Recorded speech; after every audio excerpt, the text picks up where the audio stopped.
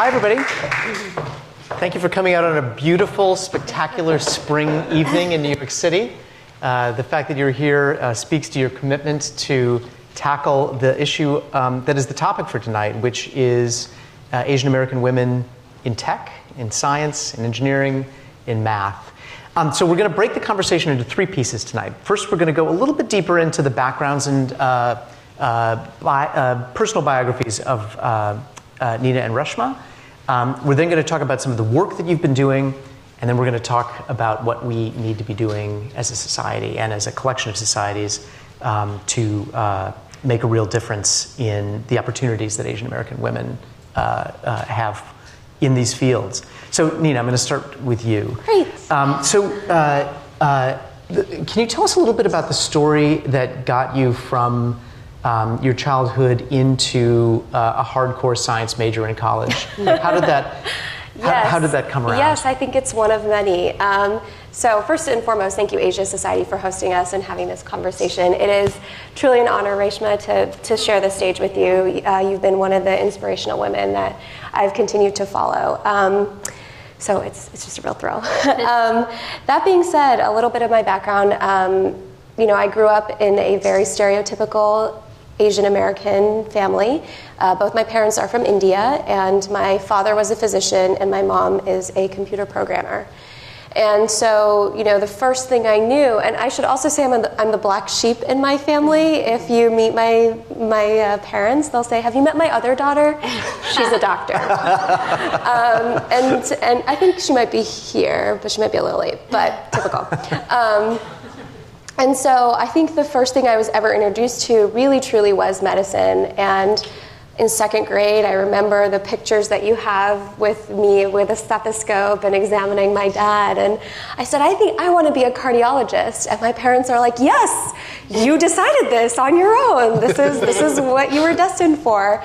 And that was really the path that I was on. And I will say, I was interested in science and math. I was good at it and I excelled at it in school. Obviously, my path deviated from that. But growing up, I never felt that I couldn't do it. I just thought that this was the norm, that science and engineering and math was, what everyone did. And so I never felt that there was a barrier for me because of my family. Let's flesh out a little bit your relationship to India. And I noticed that you spent the first couple years of your life actually living there with your grandmother. Yes. And where was that? And your parents, I think, they spoke Telugu, so they were from... Yes, so my parents are both from Andhra Pradesh. And when I was born, my dad was in his residency. And my sister and I are 18 months apart. And so they were raising her. My mom was working full-time. And so my grandparents raised me in the town of Vijayawada for 2.5 years. So my first spoken language was actually Telugu, still something I'm very fluent in today. And when I came back here, my family, I was about 3.5, and that was when my dad was finished with his residency, and his first job out of residency was in the small town of Ada, Oklahoma. So lived there for 7 years, and then Michigan for 10. So I consider Michigan mostly home, but have been in New York for 7 now. And dance was a big part of your childhood. Was that also part of your relationship with India? Absolutely. I remember every summer we would go back to India, at least for 3 months, and spend the summer there, which was really nice because I felt so much connection to my culture and heritage. And I remember there would be the days where I said, "Mom, I don't want to dance today," and she would say, "Well, we already paid the dance master, so you better go dance." And I listened to my mother, and I'm so grateful that I did, because that really became such a huge part of my identity and who I am today. And so cognitive science was at least part of your major. And tell us how that came around. Yes, so my degree is in brain behavior and cognitive science. So when I was really interested in the medical school path, I was very interested in psychology and becoming a psychiatrist. And so my degree reflected that. So I really enjoyed, and I think I really did learn a lot in terms of communication and how to handle difficult people, because that's a lot of what I do now in certain ways, or just interact with people in general. And so that kind of human psychology was something that I was really interested in, and that's why I went after that for my degree. So then when you were advancing through the I think first Miss Syracuse, Miss New York, Miss America sort of sequence, your platform was very much about cultural diversity. It was also about STEM. Can you flesh that out for us? So in order to even compete for Miss New York, you have to win a local title within the organization. So my local title was Miss Syracuse, and that's where my family was at the time. And every contestant is required to have a platform, a cause that they choose to champion for their year of service is what we call it. And so naturally mine was diversity because I recognized that I was always the one student, I think I was one of 4 Indian people, one of them being my sister, growing up. And I think we forget about middle America, that there isn't as much diversity that we see here in New York or larger cities across the country. And the other piece of it is that the Miss America organization had actually formed a partnership with the U.S. Department of Education 2 years before I had won the title promoting STEM education, but they didn't have a person, a Miss America, that actually had a STEM background. So that was actually another selling point that I had because I was in the process of, I just graduated, I was in the process of applying to medical school, I was doing a post-bac at Syracuse, and it was just a natural fit that it was something that I was passionate about at the time and could really advocate for and talk about. For a lot of people, when you get to college is a kind of an inflection point in your understanding of your own identity. So you went from New York to Michigan. You went into a big university. You also went into a science track. What was that like as an Indian American woman?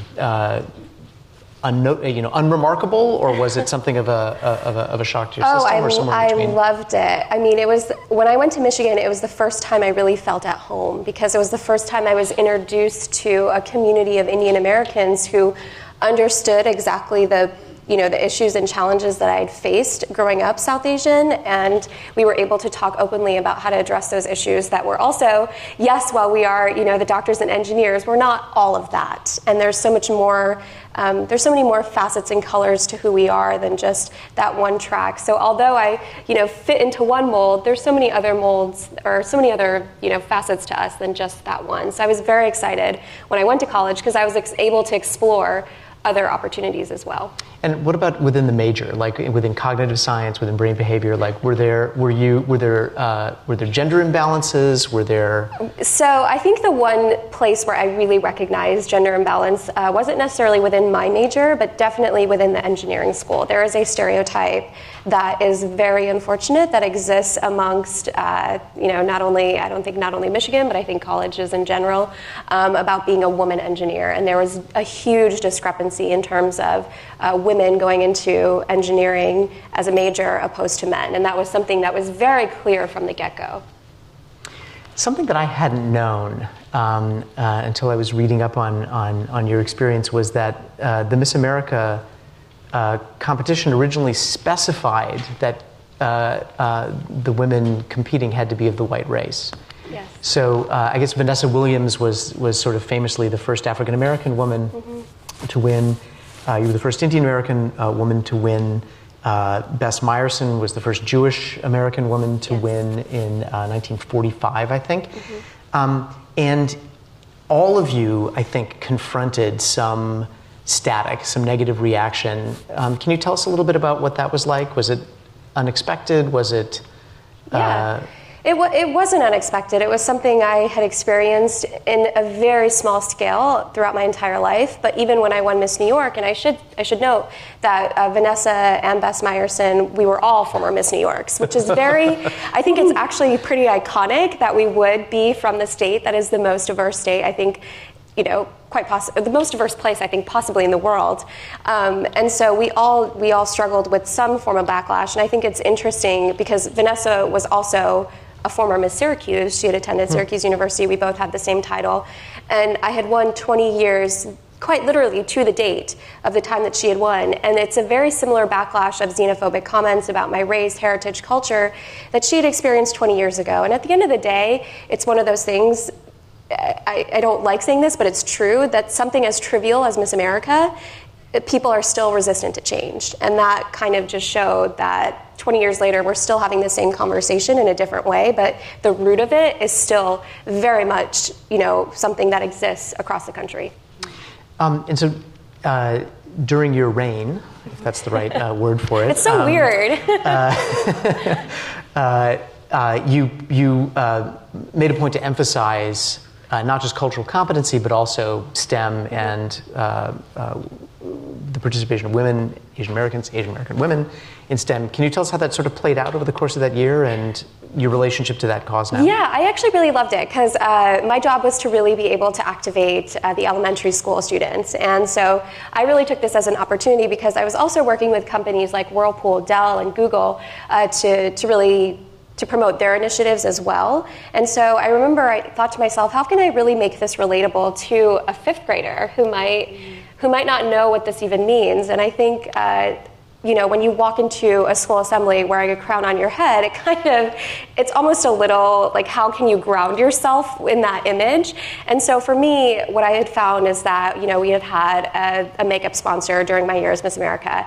And I said, has anyone ever thought about what lip gloss I'm wearing or how it's made? Because I went into the lab and I was actually able to see the process behind this. And I was actually a chemistry graduate student instructor, so I was a GSI for chemistry, and I really loved that as well. So being able to say that you have a choice where you can actually create what you're wearing or create your lip gloss or your makeup or your products. And one of my, with Whirlpool specifically, there was a gentleman that I'd met who was really into design, and he is one of the lead designers who is very artsy, but is now one of the lead designers in Whirlpool appliances. And so these are all, I was trying to think outside the box of what STEM is because we're often so confined into one. And so really trying to promote things that were different than what people might not think is a traditional STEM field is is kind of really the path I took. And I hope it resonated. So let's add then a coda just to the story, which is that you're an entrepreneur and you've launched a company. Can you tell us about that? Yes. Tell us also about the chemistry behind it. The only way I can describe this is I'm not a mother, but if you have a child, this is how it must feel. You put your heart and soul into something and you hope that the world loves it as much as you do. And so this was kind of, it's interesting because Avrani is my skincare line. And throughout the interactions I'd had, I did a lot of policy work. I was an advocate and speaker. There was so many facets to what I was doing. And I remember I was actually on tour with the State Department during the Obama administration. And we did a tour between US and India talking about diversity, STEM, women's empowerment. And I remember sitting in a room thinking, we're having really great conversations, but at the end of the day, it's not reaching the villages or the rural areas and the people that really need to hear this message. And that was kind of this thinking when I saw this woman who had clearly come, she was working from the fields, and she came to a little bodega side stand on the street, and she bought this 5 rupee packet of Fair and Lovely for her daughter. And she had said to her in Telugu, "So you don't have the life that I do." And it was just one of those moments for me where, unfortunately, in India, one of the biggest issues is this education of the girl child and this access to education and that mindset of shifting that if you educate a girl, it actually really truly does change the world and your society and in so many socioeconomic ways. And so how can we change this thinking? And I know through skincare that seems very trivial, but there's also this idea that the more fair-skinned you are, the more beautiful you're considered and the more job opportunities you're given. There's so many more facets to this in terms of beauty that women are held back by that our male counterparts just don't have. So the underlying mission truly in building Avrani was how can we build in a social cause and a mission with a product? Because people were resonating with my message when we talk about skin lightening in the industry, which is a $1 billion industry. It was how do we actively combat that by showing that there is a proof that people are resonating, that they would actively like to contribute to something that is making the world a better place. And so through that, we also have a social partnership and impact funding girls' education. Did you get to dig into the chemistry? Did you get to torture your... I did. We did enlist a team of chemists because obviously that is not necessarily my biggest forte. But it was really, really fun to be able to work with them. And it's interesting because one of the biggest things that we'd asked for is that so our turmeric is a huge staple of Indian culture and beauty routines. And the issue with turmeric is that it leaves a yellow stain when you use it on your skin. And so one of the biggest things going back and forth, I said, you just have to be able to formulate it where you have the benefits, but take out the stain. And so it was a really fun process to be able to work on. Awesome, thank you. Reshma, let's draw the thread then from being born in Chicago to to launching a coding organization. I feel like you've like really deeply researched us, right? It's kind of like scary. I feel like you're going to bring out some things. The benefit of a search engine, you know. But so let's draw that thread again, though. Your parents were also immigrants to the U.S., but in a very different sort of context, not directly from South Asia, but rather from the exodus of people being expelled from Uganda. So tell us a little bit about your sort of family story, and let's draw that line out to Girls Who Code. In the 1900s, the British had brought down Indians to build the railroads from Kampala to Mombasa. And so 2 generations of my family was part of that. Gujaratis originally. Yes. Mm-hmm. And so both mom and dad were actually born in Uganda, and then ended up going to India to get their engineering degrees, and then came back, right? Got married and built a life for themselves. And, you know, essentially Idi Amin came to power. You know, in the 1973, my father was watching television one day when Idi Amin came on the screen and said, all the Ugandan Asians must go in 90 days or you'd be shot on spot. And so my parents, and my mom has like 6 brothers and my mom has 9 brothers and sisters. My dad has 6. We had a huge family that was there in Mombasa, and everybody was scrambling for refugee status. And my parents were actually the only ones that got the ability to come to the U.S. And part of it was because it was the 1970s and they were engineers, and this country was desperately seeking engineers. And so they left their entire family. They put jewelry in toothpaste tubes because you couldn't take anything when you left the airports. And so here they were coming to another country, no family. You know, essentially my mother was several months pregnant with my sister, and they had to build a life for themselves. Where did the siblings scatter to? Everybody ended up in refugee camps in other parts of other parts of Africa, but then eventually made it to England. So they all ended up in the UK, in Harrow. Have your parents been back to Uganda? My father went back once recently, and a couple years ago. I didn't make the trip, but we were going to go back again. I've never been. What's the relationship to the country now? Are they resentful? No. I think it's sad for them or hard for them. You know, no, I think this is what's really powerful about immigrants and kind of the conversation we unfortunately have around immigrants today is my parents are very grateful. You know, my father and my mother spent most of their time trying to fit in. So my father would go to Toastmaster class to get rid of his accent, right? My mother stopped wearing saris and bindis. You know, they were conscious of not, you know, cooking, you know, our food, and so we ate spaghetti and pizza and macaroni and went to Taco Bell, right? It was, you know, it was for them, it was this sense of that we have this opportunity, we've been saved, and how do I make sure that my children actually fit in?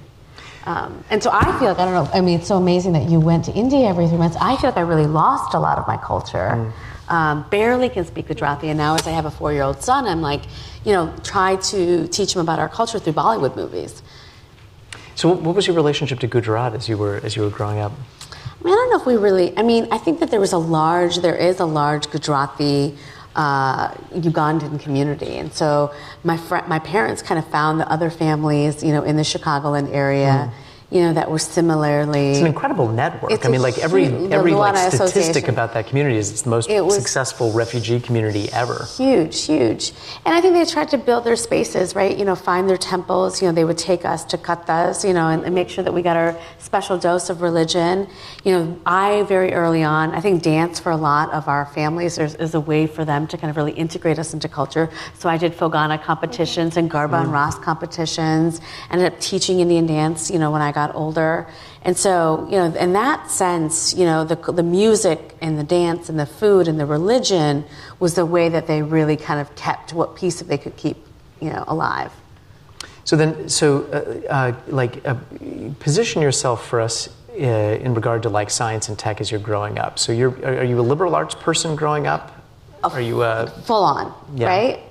You know, my father would actually, you know, ask me about math questions, you know, at the dinner table, and it wouldn't come to me right away. And so I write about this in my new book, Brave Not Perfect, but I very much got the sense that I had a fixed mindset when it came to math and science, that I just wasn't good at it, that there were other things that came more naturally to me, more easily to me, and I focused on those things. And so I completely strayed away from math and science for most of my life. Captained my debate team, running, in UN. I was really into reading, writing, and speaking and debating.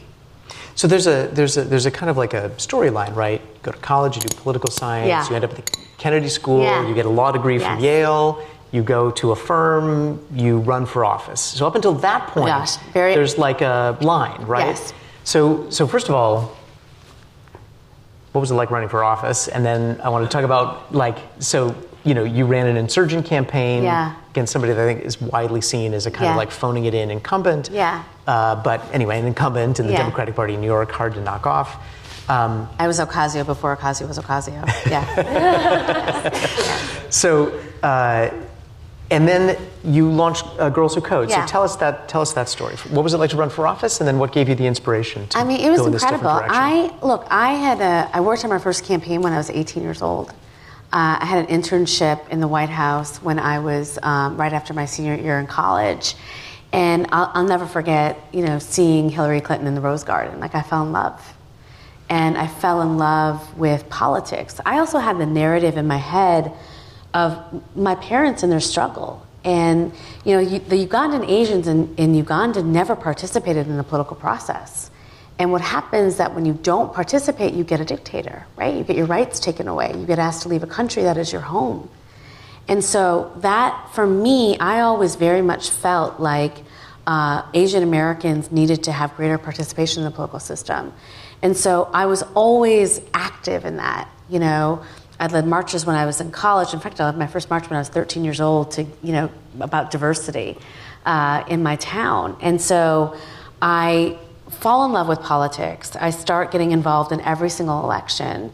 After 9/11 happens, I'm an attorney working here in New York City, and you see half of Little Pakistan on a 747 back to Karachi because people had to show up at the federal building and demonstrate their right to be in this country. We forget so much of this that just recently happened. And so I was a young lawyer organizing, and I remember just so much fear in the Asian American community about this, but we weren't mobilized, we weren't organized. At that time, we had nobody in Congress that was, Asian American since Dilip Singh Song, right, in the 1940s.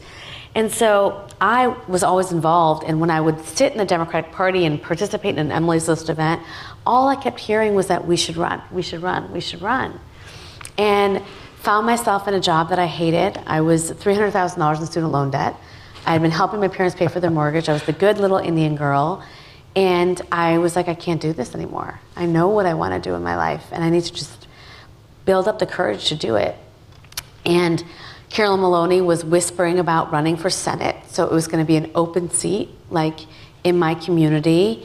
And here I am, again, hearing all those women most of my life tell me that I should run. And so I decided to run. And they're like, oh, no, you can't. You're not supposed to do that. And you're supposed to wait your turn in line. You've never worked in political office before. Who the hell do you think that you are? And I didn't understand. Because for me, I thought that this was the point, right? That we wanted more women to run. We wanted more women of color to run. And no one can't, I've always been of the mind that you can't tell me that I can't do something. So it emboldened me more. But I was in this quandary, right? Because here's this open seat. Every political consultant thinks I should run. Now it's not an open seat. Now nobody will work for me. Nobody will tell me how it works. And the other thing is I had no idea what I was doing. I mean, I couldn't call my father and say, how do I launch a political campaign? My friends were a bunch of ragtag South Asians, who didn't know how to do anything besides build a website. Nobody in the establishment that I had known for the past 10 years would tell me what to do because I was now, the black sheep. So I had to literally figure it out on my own. How do I open up a campaign account? How do I get a tax ID number? How do I build a website? What's a voter file? How do I ask somebody for money? Literally, how do I build a mail filing? How do I do this? And so it was really the best 10 months of figuring it out. And everybody who came to my campaign really wanted to work really wanted to be there.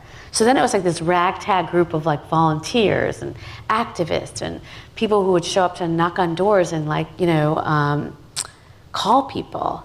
And, I was the first South Asian American woman to run. So that was, I remember when I launched my campaign, we raised like $50,000 from Indian aunties that were just so happy an Indian girl was running for office. It was really beautiful. Like, it was really, really incredible. Of course, we had no chance of winning, but we didn't know that. So how did you, I knew about the race because the CTO that I was the deputy for was Anish Chopra, who was also like a much beloved, first Indian American, kind of in that kind of like a role. And that kind of auntie network was, sort of like a big part of his network. Yeah. But somehow or other you became kind of like a cause for Silicon Valley, though. Like you got a lot of big names contributing to your campaign. You hired a campaign manager, Michael Blake, who's now like a huge... Well, it's my second campaign, but yes. That's my public advocate campaign, but yes. Oh, okay, a second campaign, I see. Yeah, he was. He's a big rising star, both in the Obama White House and now in New York. I guess the Assembly. Yeah. He's an assemblyman. Yeah. But so, how did you make that connection? Hustle, pure hustle. I mean, I think that I met Jack when Jack was being kicked out of, Jack Dorsey was being, ousted from one company or the other. We ended up meeting, I don't know, through a friend, having a drink, and we just vibed. And so when he became powerful and could help me, he was like, sure, whatever you're doing, I'm in. It was the same thing with Girls Who Code. And so I met a lot of people. Everybody in my life is that way. John Legend did 2 concerts for me. I mean, I think that the thing is that people actually want to use their power to help people who you can, and I feel this when I meet young people now. I don't know if you feel this way. You feel that electricity and that excitement, and you want to help them. And that's who I was, 30 years old, running around the city talking about how, we need new blood. Like, that was fresh, 10 years ago. And it was bold to run against an incumbent Democratic. No one did that. Now it's more common, thank God. But back then it was really, really, really, really bold. And so, and I think people got the fact that like so much of the lack of leadership that we were seeing in the country was because people stayed in these jobs like they were jobs and not service for decade after decade after decade, just phoning it in. And that wasn't helping our democracy. So tell us about Girls Who Could. How did that idea come around? So I lose this race, and I lose this race like spectacularly. Like $1.4 million I raised, I got like 1,000 votes. Like, like my friends probably didn't even come out and vote for me. Like it was bad. And so, and that happened in the fact, while this hustler had convinced everybody that I was gonna win and that it was gonna be close. So I'm humiliated, I'm broke, because I hadn't worked, right, in 10 months. I have no contingency plan because I thought I was going to win. But it was the most joyful 10 months of my life. So I knew I wasn't going back to my old life. Private equity, right? Finance, law firm, whatever, right? I was not going back. And it's funny, when you lose your first race, you're not, it's I always say this in my book right now. It's like, I thought I would be broken, but I wasn't. Like, I was like, oh, I'm okay. Like, I can do this again. Like, and I can learn all the things that I did, and I'll go do this again. And so for me, it was like I had gotten a taste of change making. I had gotten a taste of public service, and I was like, this is what I want to do. And so, Bill de Blasio was actually, ironically, the only person who would hire me, and he did, as his deputy public advocate. And when I got to government, it was too slow for me. Right? And so in the sense of that, I wanted to do more. And so I thought, like, okay, of all the things that I saw on the campaign trail, what is the thing that actually sat with me? And the thing that sat with me is, in my district was the wealthiest district in America, right? Upper East Side, Upper West Side, the best private schools you can imagine. But it was also the largest public housing, Queensbridge. And I remember when I would go spend time with Bishop Taylor, he had like these 2 computers in the basement of his church. So there's an entire community that wanted to learn, but not given a chance. But then when I went to these very fancy schools, I also would go into their robotics classes and their computer science classes, no girls. So there was a similar thing that was happening in these very two different worlds, which is that we were leaving all girls behind. And so I spent 2 years actually just researching this and understanding this. On my lunch breaks, I would go meet with a PhD student who had done a paper on computer science. And after work, I would run and go meet a principal who happened to have an email spreadsheet of every single computer science teacher in New York City. And I just started figuring it out and talking to people about what would an intervention look like? What could you do to actually build an organization or to build a program that would teach girls to code? And that's how it happened. All right, so let's get into we're going to return to Girls Who Code, but let's get into the hard stuff a little bit. A very eye-opening moment for me in the last couple of days was a study that was written up in the Harvard Business Review. And just to sort of like summarize the statistics, at large tech companies, Asian Americans and Asians are 27% of professionals, 19% of managers, 14% of executives. Of all Asian American working in tech, 1 out of 285 is an executive, compared to 1 out of 118 overall, 1 out of 87 for white men. So anyway, Asians are the least likely group to be promoted within the tech industry. That's quite surprising. I think most people think that Asian Americans are the kind of like overperforming minority, and it's clear that they're overrepresented relative to their numbers in the professional classes, but not managers, not executives. So what's going on with that? So for I guess like my own personal opinion is that I think growing up in my household, you are told to kind of keep your head down, work hard, and that's what you do, and kind of listen. And that was the mentality that I grew up with, is that that's just what you did. You didn't question, you listened to the rules and you followed directions, and that was kind of the what you did. I think what I find interesting in those statistics is that, especially starting your own company and interacting with people who are much more, we're in the midst of fundraising right now, who are much more senior, who have so much more experience, who, are older, white males who do this day to day, who sit in a certain seat. And when a young person of color walks in, I think there's automatically a stereotype or something that they assume that you are going to just kind of accommodate whatever they're saying or listen to whatever they're saying.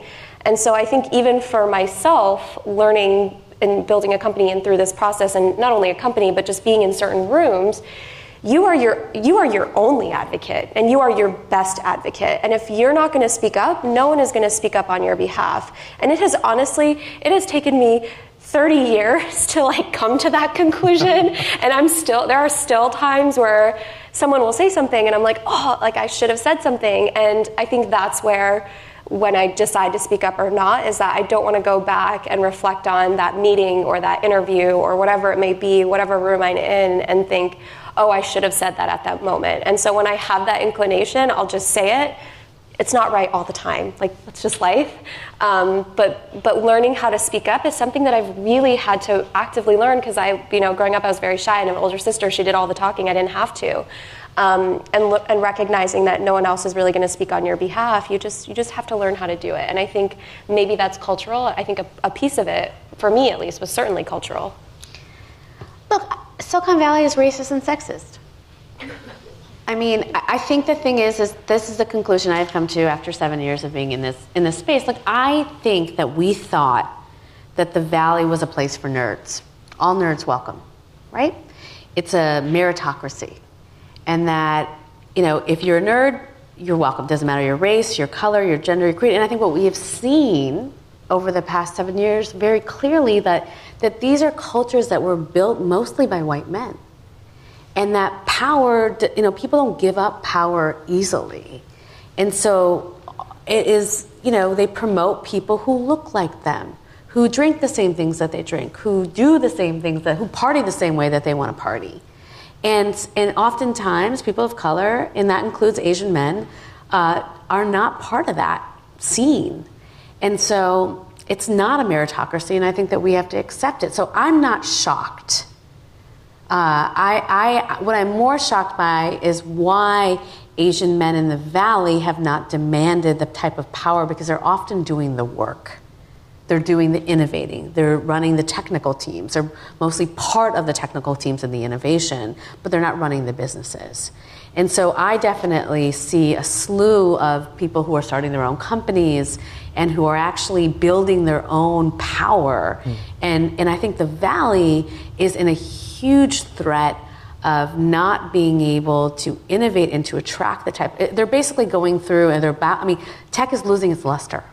It's very different when you were in the Obama White House. It's very different for me even looking at this space 2 years ago. People are sick of tech. They're mad at tech. They want to regulate tech. The arrogance has a cost at some point? Yes, the veneer has been lifted. Shocking. And you see, this is what happened with finance. And then all of a sudden, all the most talented technical people coming out of MIT, and they didn't want to work there anymore. And these big technology companies, the same thing's going to happen. So at Microsoft, Satya Nadella is the CEO, Sundar Pichai at Google. Are they good role models? Are they outliers? Are they a sign that things are shifting? Do you see them as just sort of specific flukes to those companies? Like, do you see things shifting and getting better? I think things are shifting potentially for Asian men. I think it's very hard not to promote. If you look at the technical engineering teams of most of these companies, there's a lot of Asian men, not that much Asian women. Asian women numbers actually look not that much, they're not that much better than, than white women or Black and Latino women. It's kind of like, worse to worse, right? So I think that there's a pressure that's coming, it should come, quite frankly, from those teams to see more representation on their leadership. It's about whether people will start organizing and demanding it. And that's really, it was an interesting 2 weeks with the Google walkout, right? What we saw happening, that was reported by the New York Times, is retaliation against the two women, filing with the National Labor Relations Board that you can't organize over, shouldn't be. But for a moment, like, what? Yeah. Why isn't anyone talking about this? So it's, I think we have to see whether these companies are going to react to the pressure. But in absence of the pressure, they're going to do what you see happen in corporate America, and that's a shame. Let's talk a little bit about the kind of commonality or not of the Asian experience for people that are from Chinese American, Japanese American, Pakistani American, Bangladeshi American backgrounds. Do you find common ground with those women and their experiences? Do you find that there are different sort of defining features for Indian American women in particular? I found a lot of common ground between other Asian Americans, truthfully speaking. And I think the first time I really felt that way is when, ironically, I was holding hands. My first runner-up was Crystal Lee, and she was Miss California. Went to Stanford, brilliant, actually just launched a new tech company. And I remember just like holding hands with her, and it wasn't, going through my head, and it was even like captured, like going through my head wasn't like, am I gonna win, am I not gonna win, is she gonna win?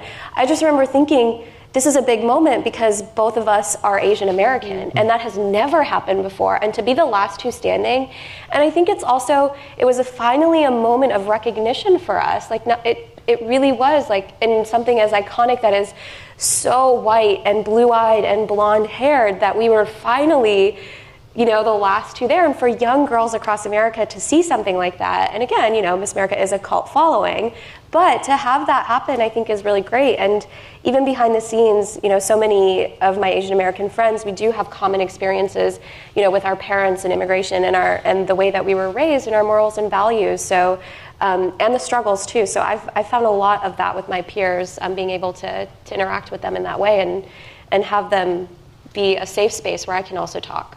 Yeah. Absolutely. Like I just read a book, Brave Not Perfect, and so I've been talking a lot across the country and the world about perfectionism. And I think the way that perfectionism plays out in immigrant communities is very same, right? Most of us had parents who said, you can be an Indian, a doctor, a lawyer, or an engineer, right? Most of our parents had very high expectations, and we had very high feelings towards them because we feel like they had sacrificed so much, and suffered so much, and so we had to suffer too.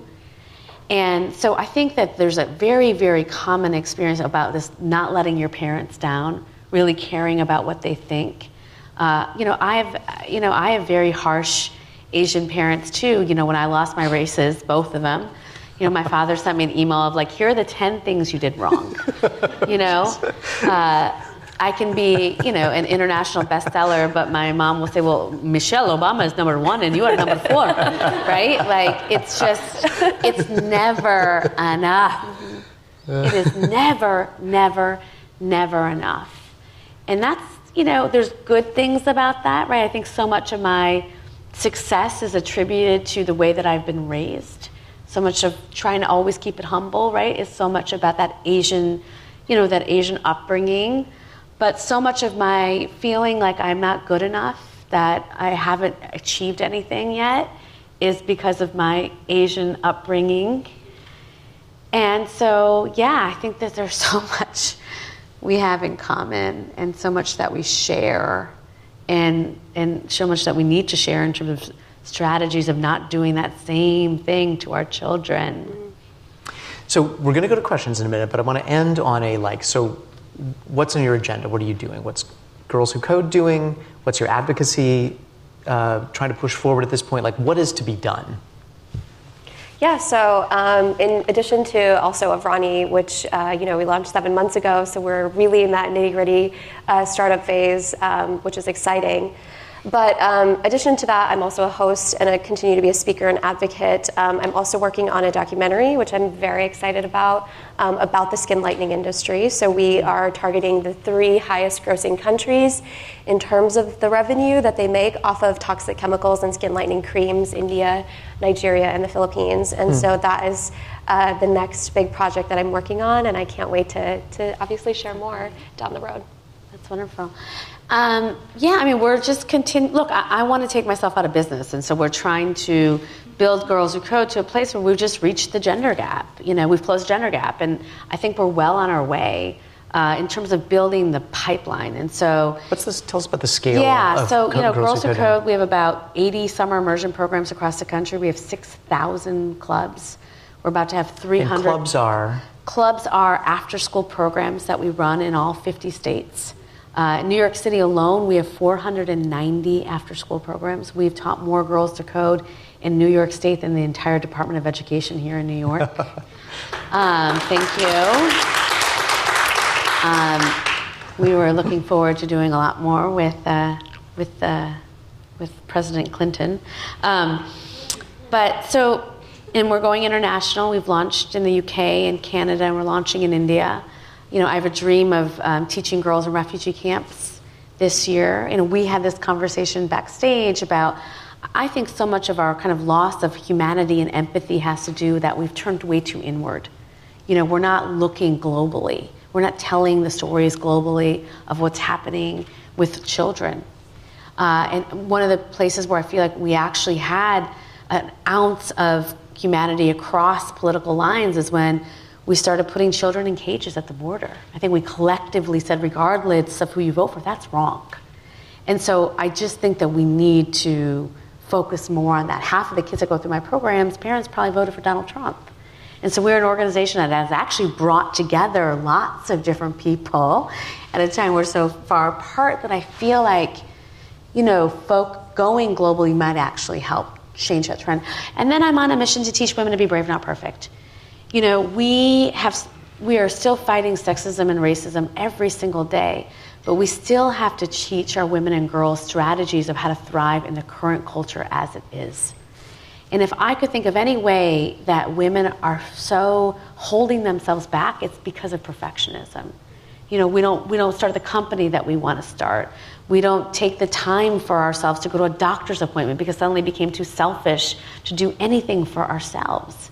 We have children or young girls that we're raising to think that a B+ isn't good enough.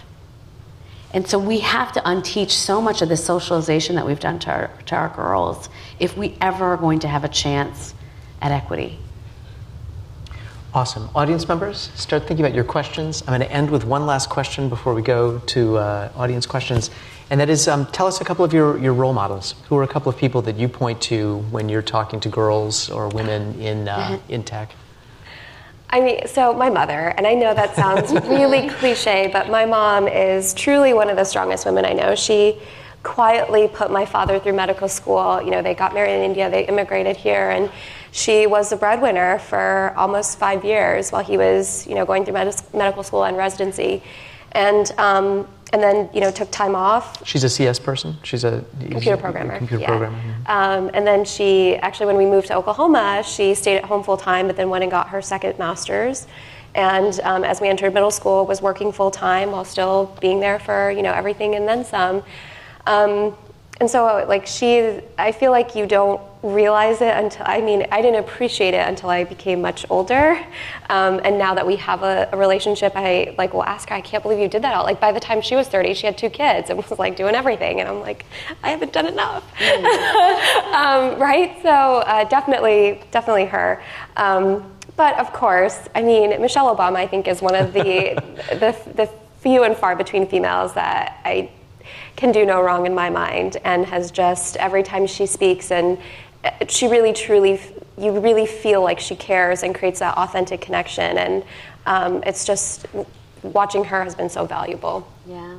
I mean, ditto to that. I mean, I just watched the movie On the Basis of Sex about RBG. Oof, it's amazing. It's like, but you know, you realize that there were women and are women who are changing things, and don't look at systems and say, oh, it's too hard. Like, it can never happen. And I look to those women because sometimes I feel like I look at tech and like, oh, it's too hard. Like, this is too hard. And I think that you need to have people who've done what you're trying to do and say it's possible. You know, my students, I have just incredible young women that are part of my programming. I mean, and oftentimes girls who people have told them they can't be anything, or have 1 meal a day, right? Or taking 2 buses and 2 trains just to get to a summer program to learn.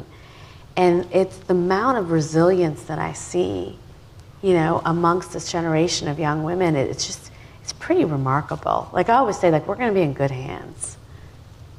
All right, let's go to the audience for questions. If you raise your hand, I'll just call on you in the order I see you. Gentleman right there. Hi there. My name is Kim Chen. I do IT for a financial firm, just probably like half the people here. I have a 5-year-old daughter, beautiful, who's going to inherit this world that daddy's going to leave behind to her. So I definitely have a vested interest to see some sort of gender equality come in the many years that hopefully I'll be here. Recently, I had a chance to meet this wonderful Indian female producer by the name of Ganit Manga. Her production company, Sikya Entertainment, actually was responsible for Gangs of Wasseypur, and also this 2018 Netflix Oscar-winning documentary called Period, End of Sentence. And I'm just going to really quickly summarize what that documentary is about. It's essentially about an inventor, his name is Padma, who created this female hygiene machine that essentially liberates the females in the villages, that allows them to just move forth and continue their lives. And it puts the power back into the people that typically don't get out much. The thing about this experience in meeting Ganit and hearing about her story is, while the females are able to create these products, the pad projects, they can't scale. The economics doesn't really work, and a lot of it has to do with perhaps the technical know-how, the expertise. So I guess I pose the question to you, Nina and Reshma. How can we help put that knowledge in operating a business, making it profitable, and spread that that vision all across the villages in India? That's it. I think one of the most interesting things that I saw is that especially with the Padman, I think one of the good things that also came out of it, outside of the period documentary, because it's true, women are losing a week of school because of their periods in rural areas that their male counterparts, again, aren't losing. So it's another barrier to education that women are facing. I think what was great that the Bollywood industry did, and frankly speaking, it's an industry I go back and forth with for a lot of reasons. But I think the one good thing that they did do is they really highlighted this issue. And I think the biggest thing that I recognize is that to really have a voice in India, and which is why I worked with Priyanka Chopra and Frida Pinto with Girl Rising, you have to be that level of celebrity in order to spread a message. And so when I see an industry like Bollywood, who is actively creating content, creating cinemas that the people in these rural villages will pay the 5-10 rupees to go see this movie and shed a light on this issue, that's actually making a difference. And so I was actually very hopeful when that movie came out, outside of the documentary also, that this is an industry that is really actually, I think the younger generations are really activated in terms of solving these issues that India is facing. And so I think it's a move in the right direction. I will say there are a couple other companies, actually this is my second thought, there are a couple other companies, one that I had worked with called Sati Pads, that basically has used banana leaf fibers and teaching women how to make sanitary napkins for themselves too. So self-sustainable with I guess ingredients or banana like fibers that are easily accessible in villages. So there's quite a few that are doing this, but again, scale is not my forte, so I will defer that question. I mean, look, I don't know if there are things that we need to teach women in India to do before we teach them to be entrepreneurs, right? I think that there's obviously, we have to continue to just focus, I think, on girls' education and make it something that's important. But this is why we've decided to go to India in terms of teaching girls to code, because I think so much of when you think about technology is going to play such a huge role in entrepreneurship, in innovation, in scaling businesses, and that I have found even here that if people don't feel like they're comfortable having and understanding that language, they're not going to even think about starting a business or a company. And that's why we're really focused on really getting coding skills to everybody. So let's take a question from the online audience. Srijata from DC asks, how do we go about reforming the tech culture's practices that demean, exclude, and harass female employees working at tech companies? How can we expect more Asian women to enter STEM fields unless these systemic problems are addressed? So look, I think that I would say to the second point, you build a revolution. You just teach so many women that we become the norm in the culture, right? And so that's what we're trying to do. So most tech companies hide behind the fact, well, it's a pipeline problem. I want to hire women. I want to hire women of color. I just can't find them. Ugh, you hear that all the time. All the time. And so I've said, well, I've taught 185, I have 30,000 college-age alum, girls who code college-age alum on college campuses majoring in computer science. So you're telling me that they're not there? That's not true. And I've started making a list because I would now get emails from my students being like, I applied to Google, I applied to Microsoft, I applied to Facebook, I can't get an internship, or I can't get my intern. So we've started saying to them, actually, here's a list. I have 280 young women that are majoring in computer science at the University of Washington alone, which is one of the largest technology feeder schools to Microsoft. So you can flip the entire internship program just by hiring them. So I think we have to just continue to battle that stereotype, and then we have to start really we have to galvanize together and start really being honest with technology companies about what their problem is. I think a lot of them still think that those things don't happen here. So, Satya just had a huge Microsoft, incident last week, right? So this is going to keep happening where women are either facing harassment, getting microaggressions, or not getting promoted. We're now talking to each other. Guess what? We're talking to each other. And now we're starting to organize. This is the thing that's the first time that's ever happened where women are organizing at technology companies. They're walking out. They're having, they're having anti-retaliation meetings. And so I think that has to continue to happen. And this is what's so awesome about this generation. I mean, I was in the generation where we breastfed in closets. We were afraid to ask for anything. If we were harassed, we just tried to forget about it. We didn't ask our male counterparts, well, how much are you making? Right? This group of young women, they're not putting up with that, right? They are fierce and they are bold. And I think it's incumbent upon us to support them and to amplify them, right? And to continue to have their backs, not just the women, but the men too. And I think that this is where, that is to me the big opportunity. What are men doing in this moment?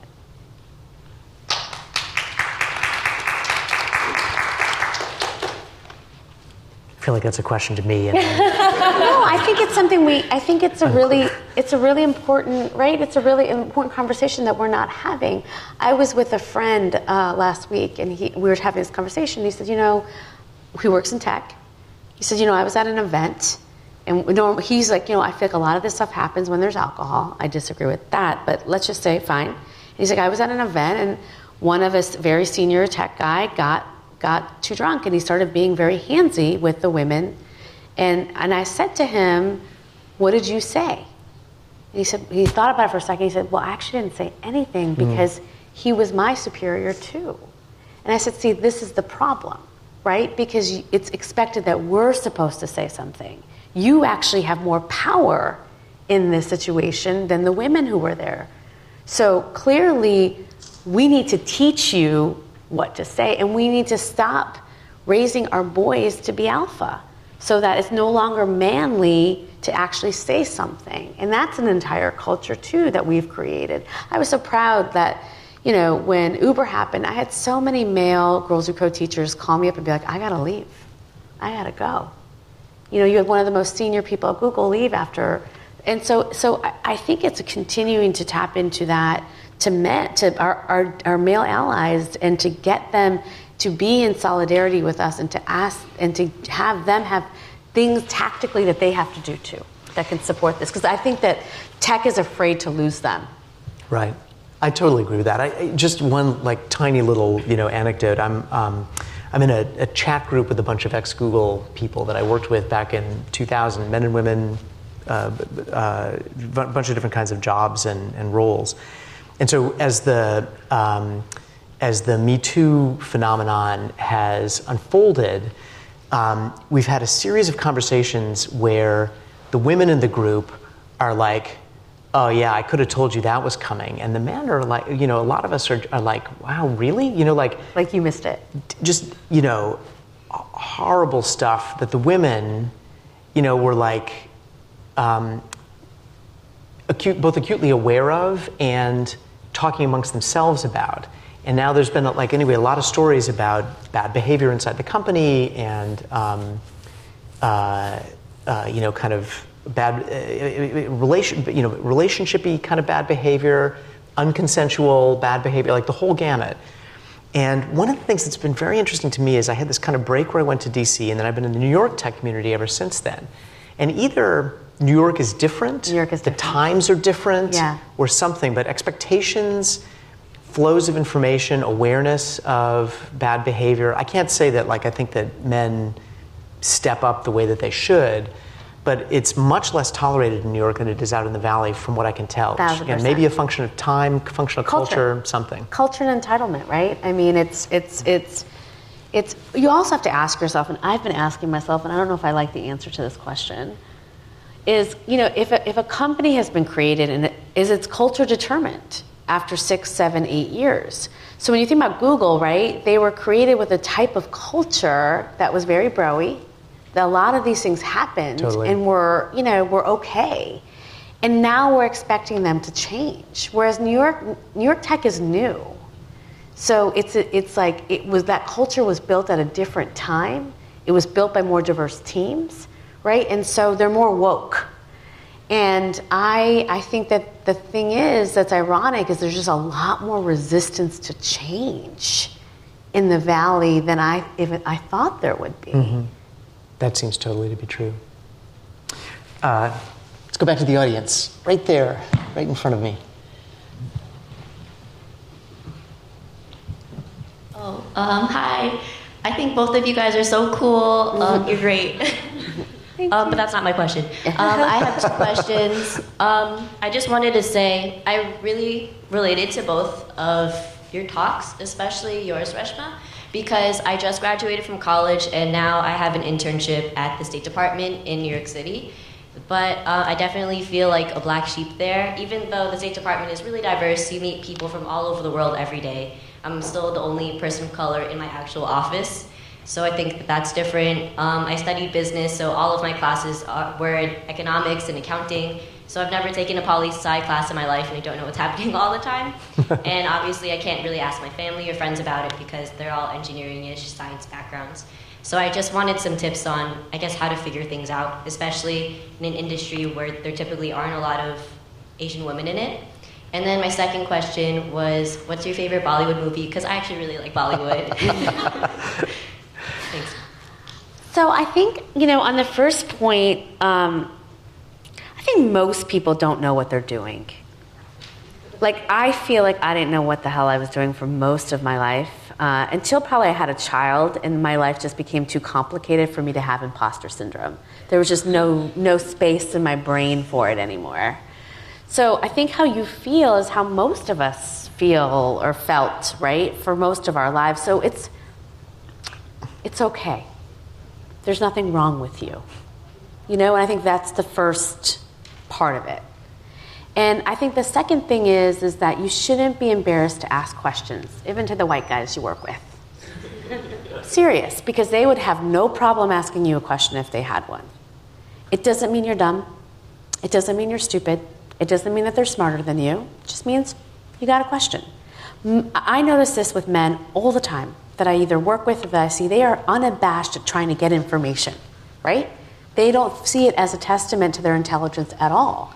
But we operate as women in the dark all the time. We don't share knowledge. We don't share information. I see this with women in tech all the time. They'll both go into Twitter for an interview, but they won't say, well, what did they ask you?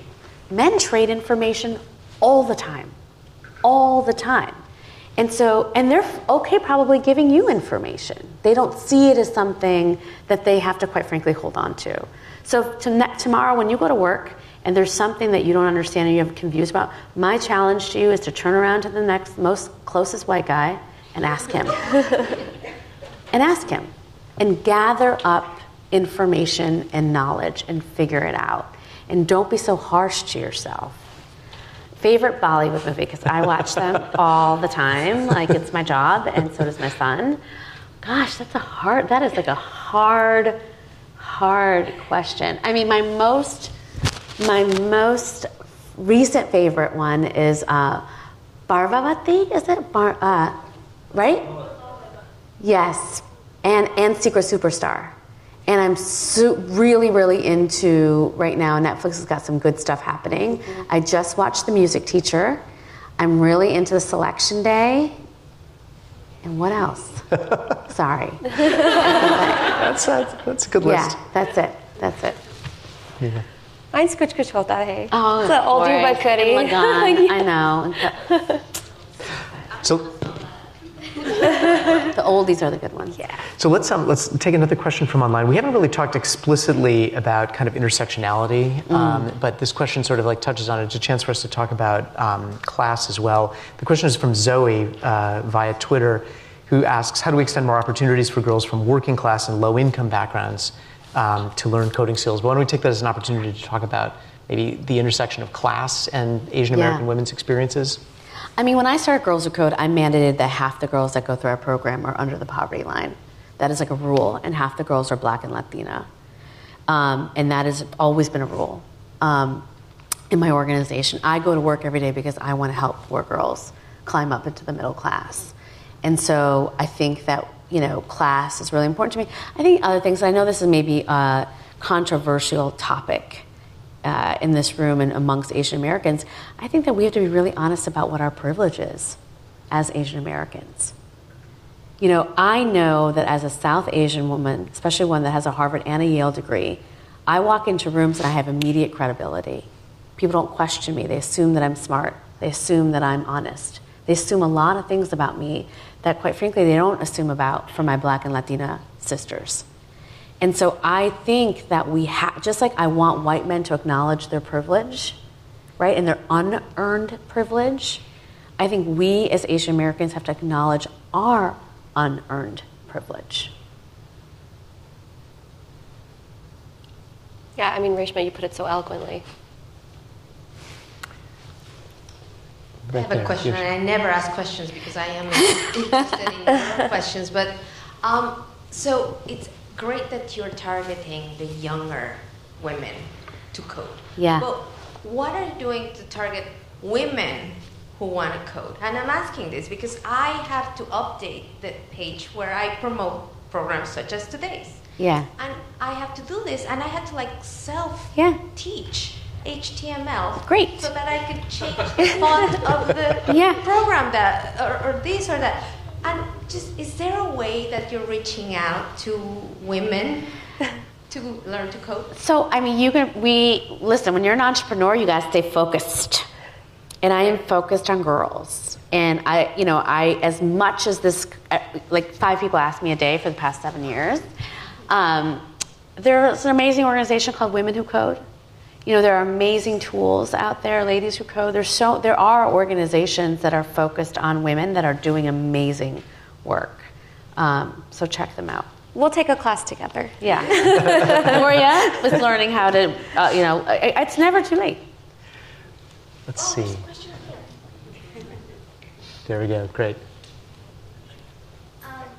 My name is Sarah, and you guys have accomplished like a lot of things, but what else do you guys want to accomplish? Oh my God, isn't this enough? What else do you guys want to do? Well, first of all, Great I question. love your NASA sweatshirt. I love your, I was Sarah. thinking the same thing. I was like, can I have that? Please. It is amazing. I don't know. And I think that's okay.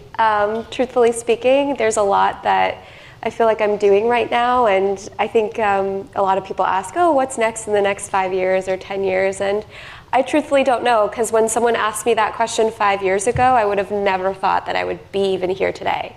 So I don't know. I'm excited to find out.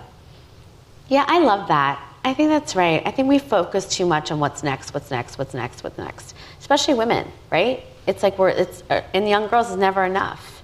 And I think that you just gotta live in the moment.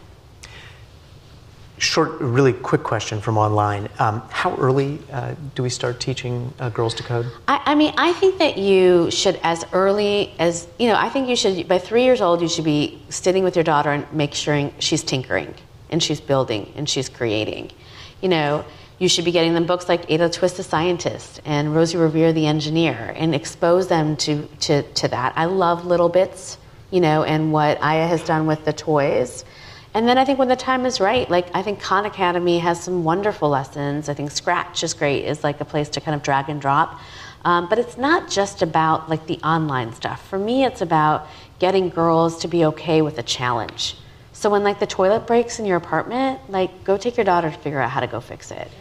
Seriously, every time something is broken or needs repair or is frustrating, because remember, girls are taught or believe at a young age that their mindset is either fixed or not, right? They're either good at something or bad at something. So when something feels a little bit hard, they move away from it. That's why your 8-year-olds start telling you they hate math even though they're getting an A in it, or that they're not good at it, because it takes a little bit of time. And so unwinding that behavior. So to me, it's really important to teach your girls mediocrity. Teach them how to just be okay. Medium. B.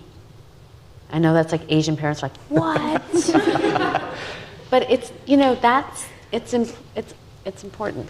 Let's go over here on the left-hand side. Hi, I'm Amy. So my question is more about diversity. And before I really ask my question, I just want to give a little bit about my own background. So I'm an immigrant. At the age of 14, my parents asked me and my brother, do you want to immigrate to United States? And at that point, I'm like, sure, why not? Because America is a melting pot. That's what I was told. Outside United States, that's the impression. I came here and grew up, in Chinatown, low level. My parents is in the restaurant. And the first thing I am so grateful for them is put me in there. I learned I need to assimilate, and get out of the low income sort of family. So I went to college and all that. Then I went to Atlanta for a job opportunity in a small town. The first experience I get was there was a nice little family pointed at me, "Mommy, what's that?" That's when I said, forget about melting pot. I better go back to New York City. And that's when I think, holistically, do you feel like education-wise, there's enough of the, really from the ground up to talk about diversity? Because diversity is not just the skin tone, ethnicity, it could be disability, it could be the way that we interact with people just because we're different. Being here now, especially with the nowadays government, I don't feel like there's enough diversity. There's a perception of it, but it's really not a true melting pot. So I just want to get your thoughts about, is there something we should do when the kids are still young? Absolutely. That's when the perception is important. Yeah, absolutely. And I think you hit the nail on the head. You know, children, Anderson Cooper did this amazing study called Kids on Race, and they have a subconscious bias beginning as early as age 6. And this is already ingrained in their head. And I think we forget about Middle America oftentimes because, you know, like we live in very affluent areas. And so I think one of the biggest things that I've tried to teach, or, you know, when I'm giving a talk to a younger school or, you know, high school through elementary and, you know, even older parents, is that I think one of the first things that we can do is when someone asks you a question about your culture, your identity, your race, you don't run away from it, you address it. Because I think I grew up with a lot of comments, you know, what does a red dot mean? Do you worship cows? Are you going to have an arranged marriage? Your house smells like curry, which is kind of true. But if you know, I think so many are not really, they really truly weren't meant to be malicious, but I think a lot of it was just due to the fact of ignorance. And so we have to take it upon ourselves to educate others. You know, you can't expect everyone to learn about India in the way that you want to if you're not willing to be able to share about your culture. So I think recognizing that we have an opportunity when someone does say something or ask us, you know, to be able to interact with them and engage with them in a way that they can relate to. Yeah, I mean, the other thing is, like, I think we have to be intentional about what we're teaching our kids and who we're exposing them to. Like, who their friends are, who they're meeting, who they're seeing. I mean, when I have one of my students here, right? And like that, your classroom was very intentionally designed to have a certain amount of Black girls, Latina girls, trans girls, right? People from all walks of life. Because mostly you've probably had a very segregated experience, right? Most kids live in New York City, right? To have New York City has the most segregated schools in America, and we're in New York, right? And so most kids are only seeing kids who look like them day in and day out. And so we have to be very intentional about exposing them to other cultures. And to those of us that are in the NGO space or that work in government, like, we have to be very intentional about designing programs and interventions that are doing that too. Well, let me say to the audience, please join me in thanking Nina Thank you. and Reshma. And thank you all for taking the time to join us.